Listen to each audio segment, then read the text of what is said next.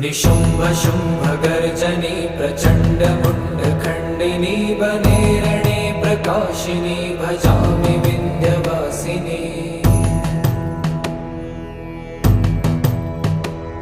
त्रिशूलमुण्डधारिणी धराविघातहारिणी गृहे गृहे निवासिनी भजामि विन्ध्यवासिनी।